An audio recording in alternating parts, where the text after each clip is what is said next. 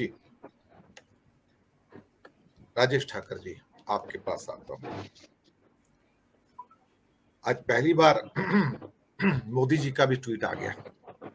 पीछे क्यों रहते? मैं वेट कर रहा था सुबह से कि गाजा की घटना घटी है, तो ट्वीट क्या है? गाजा के अल अहली अस्पताल में लोगों की मौत से गहरा दुख हुआ। मृतकों के परिवारों के प्रति हमारी संवेदना है। हम घायलों के जल्द स्वस्थ होने की प्रार्थना कर रहे हैं। इस युद्ध में आम नागरिकों की मौत होना गंभीर चिंता का विषय है। इस हमले के पीछे जो लोग जिम्मेदार हैं उनको बख्शा नहीं जाना चाहिए। ना इसमें इजराइल का नाम है, ना इसमें पैलेस्टाइन का नाम है, ना इसमें गाजा पट्टी का नाम है, ना इसमें हमास का नाम है। ये कुछ ऐसे ही है जैसे G20 के बाद एक स्टेटमेंट दिया गया था, जैसे मैंने कहा ना कि छोटे बच्चों को पाठ पढ़ाते हैं बचपन में, सदा सच बोलना चाहिए, झूठ से दूर रहना चाहिए। बिल्कुल वैसा ही सेम। किसके लिए संदेश है भाई ये? किसको दे रहे हो? और आपको तो अधिकार नहीं था, क्योंकि आप तो पहले ही अपनी तटस्थता छोड़कर एक जंप मार के इजराइल की लाइन में खड़े हो गए थे सर। आप तो, जिसकी जरूरत नहीं थी एक्चुअली, पर आप तो चले गए थे वहां पे। आज उसके दुष्परिणाम सामने आने शुरू हुए हैं, तो अब आग लगी है तो अब पीछे हटते नजर आए भाई, कैसे तरह मेरे हाथ ना जल जाए कहीं। तो अब एक एक शब्द नाप तोल कर विदेश मंत्रालय को बोला जा रहा है, जरा एक विज्ञप्ति बना दो ना, जरा मेरे को उसको आगे बढ़ना है इस विज्ञप्ति को देख के कि मुझे क्या बोलना है यहाँ पर, या ट्वीट क्या करना है। अब खुद ही बोल रहे हैं। अब आग लगी है तब दुनिया के बड़े बड़े नेता, बड़े बड़े, इवन मैक्रो हो, सुनाक हो, अल्बनीज हो, किशदा हो, सारा वेस्टर्न वर्ल्ड अब ट्वीट नहीं कर रहा सर। अब गाजा के बाद रात की घटना वो सब चुप हैं। कब्रिस्तान की शांति है सर हर जगह पे सर। अब सोच रहे कि क्या कहें और क्या ना कहें। लेकिन एक बात तो पक्की है सर, ये दलदल है। इस दलदल में से ना तो इजराइल निकल पाएगा अब, ना अमेरिका निकल पाएगा। अब ये सालों साल का मसला है सर। राजेश ठाकर जी, पूरी टिप्पणी आपसे। देखिए, एक वक्त था हमारा 1800 सदी या 1900 सदी की बात करें तो लोगों का सर काट के जो है वो सत्ता हासिल की जाती थी। आपके बाजू में जितना दम है उसके आधार पर जो है वो आपका साम्राज्य बड़ा होता जाता था।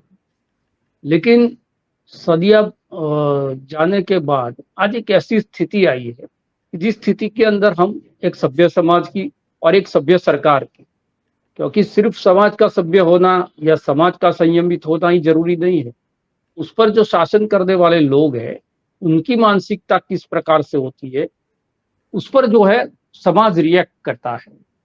तो ये पूरे जगत के जमादार बनने की एक जो कंपटीशन चली है और उसमें जो हमारे महाशय है वो भी उस स्पर्धा के अंदर बढ़ चढ़कर जो है वो हिस्सा ले लिया है और अपने आप को जो है विश्व का सबसे बड़ा नेता बनाने की कोशिश में है। हम इनसे अपेक्षा कैसे करें जब देश के किसी एक मसले पर कि जहां पर खुलकर बोलना चाहिए, देश के ही किसी एक हिस्से में हो रही हिंसा पर जो है संवेदनाएं प्रकट करनी चाहिए, उसको नियंत्रित करने की कोशिश करनी चाहिए, उसको संयमित करने की कोशिश करनी चाहिए।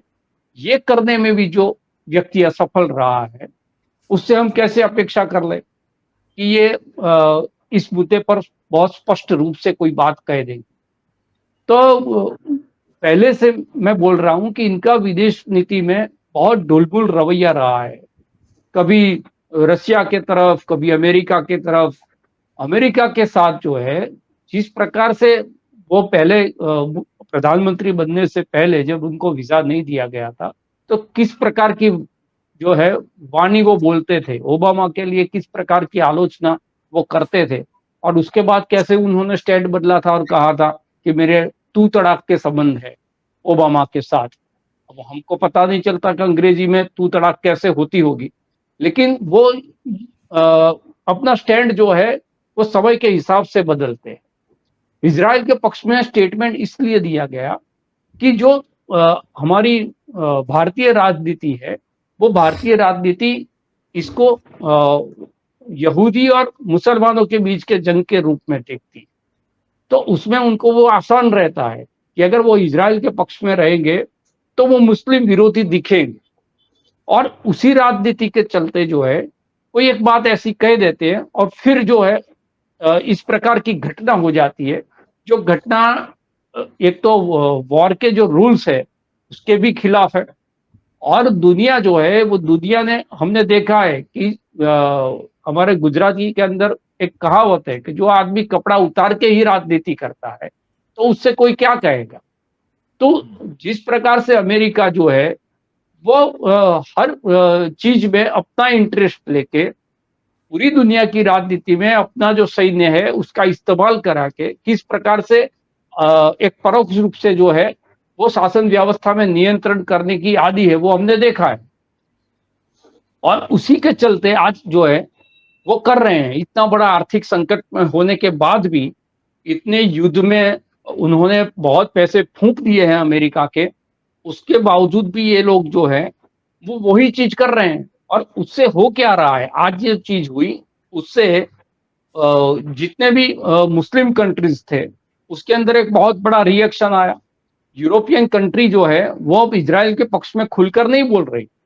अब जो जिस तरह से हमारे यहाँ से प्रतिक्रिया गई है, उसी तरह की प्रतिक्रिया जो है वो वही पश्चिमी देशों से आई है। तो एक तरफ से जो है वो दिख रहे हैं कि हम दिए के साथ हैं, लेकिन चल रहे हैं वो जिस तरफ की हवा चलाने की कोशिश कर रहे हैं उस हवा के साथ है। तो मैं समझता हूँ कि किसी देश की इतनी बड़ी त्रासदी हो, दुनिया के किसी भी कोने में हुई हो, उस त्रासदी के अंदर अगर अपना इंटरेस्ट आप ढूंढते हो, अगर अपना राजनीतिक उद्देश्य जो है या अपना जो व्यक्तिगत एक इच्छाएं हैं उसकी परिपूर्ति करना की कोशिश करते हो, तो किसी भी सभ्य समाज के लिए ये चीज जो है वो ठीक नहीं है। लेकिन हम देख रहे हैं कि सिर्फ ये वैश्विक राजनीति नहीं, हमारी अंदरूनी राजनीति के अंदर भी ये जो नफरत है या एक दूसरे को गिराने की जो बात है या बदले की जो राजनीति है, वो किस प्रकार से अब सिर्फ राजनीति का हिस्सा नहीं रही, अब वो धीरे धीरे समाज का हिस्सा भी बन गई। किसी आदमी को अगर 50 लोग सड़क के बीच में मार के कूट के पत्थर मार के मार देते हैं, उसके बाद भी जो है किसी की संवेदनाएं उस पर नहीं जाती और उसको भी किसी धार्मिक एंगल से देखना शुरू कर देते हैं लोग, तब मुझे लगता है कि ये जो चरित्र है वो सिर्फ शासन व्यवस्था का चरित्र नहीं, ये समाज व्यवस्था का चरित्र भी धीरे धीरे इस तरह से हो रहा है। और आज हम चाइना की बात करें, अमेरिका की बात करें, लेकिन सारे जो लोग हैं वो अपना विस्तारवाद की एक जो नीति है उस पर कायम है।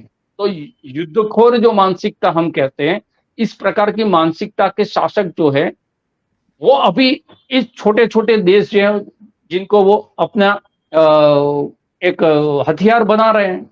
अगर ये यहूदी और मुसलमान का मामला था तो यहूदियों का सबसे ज्यादा नुकसान जो है वो तो जर्मनी में हिटलर ने किया था। उसने जितना त्रास इन लोगों पर गुजरा था, जिस प्रकार से कत्लेआम की थी, तो वो तो मुसलमान नहीं थे, वो तो ईसाई थी। तो इस तरह से अगर उसको देखना है, और पूरा ये इजराइल का और पैलेस्टाइन का जो मामला है उसके जड़ में भी हम जाएंगे तो उसके जड़ के अंदर भी यही चीज थी, यही जो धार्मिक जो चीज है और धार्मिक मान्यता है, उसी को बल देकर ये पूरा जो समस्या वो खड़े कर दी है। और समस्या खड़ा करने के बाद जब आग लगती है तो ये जो जगत जमादार लोग हैं वो उनसे अंतर कर लेते हैं। तो ये स्थिति के अंदर एक अस्पताल जहां पर लोग युद्ध के अंदर घायल है वो सारवार के लिए जाते हैं, वहां के डॉक्टर, वहां के नर्स, कुछ लोगों ने तो अपनी जान बचाई इसलिए वहां पर जो है रहने गए थे। ऐसे लोगों पर अगर वो मिस फायर हुआ है या बम ब्लास्ट हुआ है वो तो जांच का विषय है, लेकिन एक प्रकार की ये राजनीति के चलते इतना बड़ा हादसा हो गया। और उस हादसे के साथ अगर विश्व जो है गंभीरता से एक संदेश नहीं देता कि ये सारी जो चीजें हैं वो चीजें बंद होनी चाहिए, क्योंकि सत्ता आप किस पर करेंगे, आखिर मुर्दों पर तो सत्ता की नहीं जाती। अगर आप सारी चीजों को खुआर कर देंगे, लोग रहेंगे ही नहीं, तो फिर शासन वहां पर जाकर किस पर करेंगे। तो ये सबसे बड़ा जो सवाल है सिर्फ शासन व्यवस्थाओं पर नहीं है, ये सामाजिक व्यवस्थाओं पर भी है।